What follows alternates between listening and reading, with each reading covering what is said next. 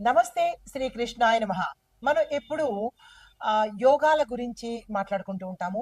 ఏ యోగము, ఏ గ్రహాలు ఎవరెవరికి ఎలాంటి ఫలితాలు ఇస్తాయి, ఏ మాసంలో ఏ యోగాలు కలగబోతున్నాయి అనే అంశాన్ని మనం ఎప్పుడూ నిరంతరం చెప్పుకుంటూనే ఉంటాము. అయితే మనకి ఈ ఆగస్టు 13 తర్వాత నుంచి సెప్టెంబరు ఒక 2, 3 నెలల వరకు శని భగవానుడు విశేషమైన యోగాన్ని కలగజేయబోతున్నాడు. అయితే మనకి శని భగవానుడు అంటేనే కొంతమందికి భయము, కొంతమందికి భక్తి, కొంతమందికి మిశ్రమంగా ఉంటుంటుంది. అమ్మో! ఎందుకొచ్చిన గొడవ ఆయనతో పెట్టుకోవడం అన్నట్టుగా ఉంటారు. అయితే శని భగవానుడు అత్యంత మహిమాన్వితుడు. దీంతో పాటు ఈ శని భగవానుడు కర్మ ప్రదాత అంటారు. ఎవరెవరు ఏ కర్మలు చేస్తారో, మంచైనా చెడైనా ఏ కర్మలు చేస్తారో ఆ కర్మలకు సంబంధించిన ఫలితాన్ని మాత్రమే ఇస్తాడు తప్ప ఒక్క అంగుళం ఎక్కువ ఇవ్వడు, ఒక్క అంగుళం తక్కువ ఇవ్వడు. అయితే ఈయన మన జీవితంలో అంటే ప్రతి ఒక్కరి జీవితంలో శని భగవానుడు టచ్ చేసి వెళ్ళిపోతూ ఉంటాడు. అయితే ఈ టచ్ చేసి వెళ్ళిపోయే క్రమంలో ఎన్నెన్నో గుణపాఠాలు నేర్పిస్తుంటాడు. గుణపాఠాలే కాకుండా పరీక్షలు కూడా ఎంచక్కా పెడతాడు. ఆ పరీక్షల్లో నెగ్గేటటువంటి శక్తిని కూడా ఆయన ఇస్తాడనమాట. శని భగవానుడు సామాన్యుడు కాదు. అత్యంత మహిమాన్వితుడు, అత్యంత కరుణామయుడు కూడా. చూసే వాళ్ళ దృష్టిని బట్టి ఉంటుంది. అందరూ శని భగవానుడు భయంకరాకారుడు, నల్లగా ఉంటాడు, భయంకరం ఉంటాడు, భయాన్ని గొలుపుతూ ఉంటాడు అని అంటారు. ఏమీ కాదండి. శని భగవానుడంత అందమైన వాడు, చల్లని హృదయం ఉన్నవాడు మరి ఒక్క ప్రభువు లేడు అంటే చెప్పొచ్చండి. అయితే అది మనం చేసే కర్మ ఎంత క్రూరంగా ఉంటుందో, ఎంత భయంకరంగా ఉంటుందో ఆ కర్మలు చేసే వాళ్ళకే భయంకరంగా కనబడతాడు. మామూలుగా సత్కర్మలు చేసే వాళ్ళకి చల్లని హృదయం ఉన్న మహానుభావుల్లా కనబడతాడనమాట. అయితే ఈయన సాధారణంగా ఒక్కొక్క రాశిలోకి మారడానికి 2.5 సంవత్సరాలు తీసుకుంటాడు. కానీ ఈ సమయంలో ఒక నక్షత్రం నుంచి ఇంకొక నక్షత్రానికి మారడానికి చాలా తక్కువ వ్యవధే తీసుకుంటాడనమాట.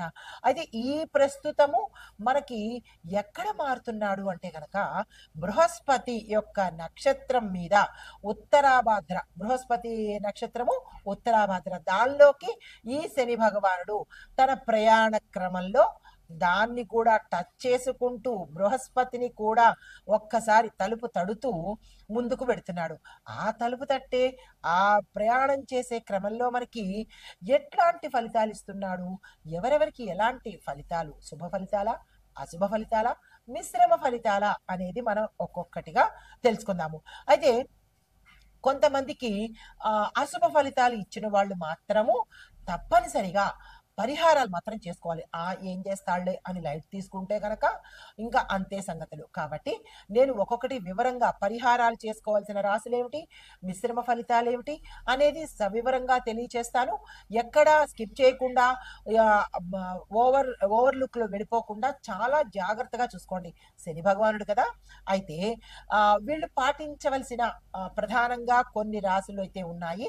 ఆ రాశులు వాళ్ళు పాటించవలసిన నియమ నిబంధనలు ఏంటి, ఎలా పూజించాలి, ఏ సమయంలో పూజించాలి అనే అంశాలను సవివరంగా మీకు తెలియచేస్తాను. తదుపరి రాశి తులారాశి. ఈ రాశి వారికి శని భగవానుడి యొక్క సంచారం ఉత్తరాభాద్ర నక్షత్రంతో బృహస్పతికి తో కలిసి ప్రయాణం చేస్తున్న సమయంలో కెరియర్లో కొత్త అవకాశాలు కానీ, మంచి మంచి అవకాశాలు కానీ, కొత్త అవకాశాలు వేరు, మంచి అవకాశాలు వేరు. అంటే గతంలో చేస్తూ మీకు రాబోయే అవకాశాలు, కొత్తగా ప్రయత్నం చేస్తే వచ్చే అవకాశాలు దూరం అయ్యే అవకాశం కనబడుతోంది. ఈ విషయంలో నిరాశ చెందకుండా మళ్ళీ మళ్ళీ ప్రయత్నం చేయండి. అయితే వ్యాపారంలో ఊహించని ఫలితాలైతే రావు. మీరు ఏదైతే అనుకుంటున్నారో అంత మాత్రమే.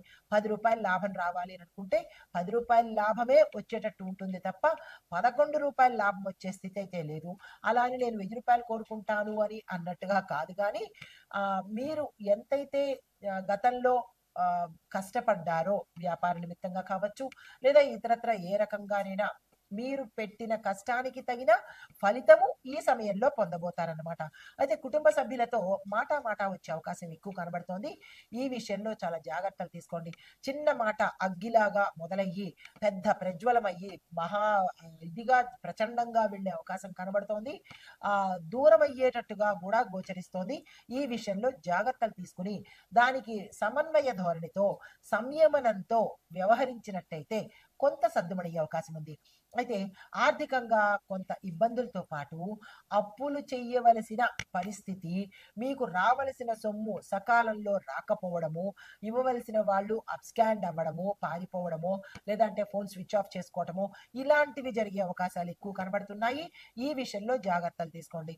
అయితే వాయిదాల మీద పడే అవకాశం ఉంది. ఎవరైనా కోర్టు కేసుల్లో కానీ, స్థిరచరాస్తుల విషయంలో కోర్టుకు వెళ్ళడం కానీ, పోలీసు కేసుల్లో ఇరుక్కోవడం కానీ, గతంలో మీరు చేసిన తప్పిదాలకు ఇప్పుడు ఏదైనా ఇబ్బందుల్లో ఉండి ఉంటే ఆ ఇబ్బందులు తీరకుండా వాయిదాలు పడే అవకాశం చాలా ఎక్కువ కనబడుతోంది.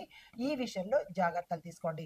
అయితే ఆరోగ్య సమస్యలు చూసినట్టయితే కనుక అనారోగ్య సమస్యలు కొంతవరకు భరించగలిగేవే వచ్చే అవకాశం కనబడుతోంది. వాతావరణ నిమిత్తంగా జలుబు, జ్వరము, ఇలా చిన్న దగ్గులు, వాతావరణ మార్పుల వల్ల వచ్చే ఇబ్బందులే తప్ప పెద్దగా అనారోగ్య సూచనలు అయితే కనిపించడం లేదు. అయితే మీకు చెప్పదగిన పరిహారము, శుక్రవారం రోజు మీ యొక్క కష్టాన్ని చెప్పుకొని పరిసర ప్రాంతాల్లో ఉన్న దుర్గా అమ్మవారి ఆలయానికి వెళ్ళి ఓం దుమ్ దుర్గాయ నమః అనే మంత్రాన్ని చదువుకుని అమ్మవారికి మీ పేరిట పూజ చేయించుకొని ఎర్రని చీర కానీ, ఆకుపచ్చ రంగు చీర కానీ అక్కడ అమ్మవారికి సమర్పించినట్టయితే కొంత అనుకూలమైన ఫలితాలు పొందొచ్చు. దీంతో పాటుగా పేద మహిళకు, ఎవరైనా కానీ పేద మహిళకు జాకెట్టు, చీర, పసుపు, కుంకుమ, గాజులు ఒక్కళ్ళకైనా సరే దానంగా ఇచ్చినట్టయితే కూడా కొంత మంచి ఫలితాలు పొందుతారు. అయితే శనివారం రోజు గుర్తుపెట్టుకోండి, నల్ల నువ్వులు అంటే శని భగవానుడి యొక్క ప్రతికూలత నుంచి తప్పించుకోవడానికి నల్ల నువ్వులు, నల్లని దుస్తులు శని భగవానుడి పేరిట ఎవరికైనా దానంగా ఇచ్చినట్టయితే కనుక ఆ సానుకూలమైన ఫలితాలు పొందే అవకాశము ఎక్కువగా కనబడుతుంది. ఈ ప్రయత్నాలు తప్పనిసరిగా చేసుకోండి. నమస్తే.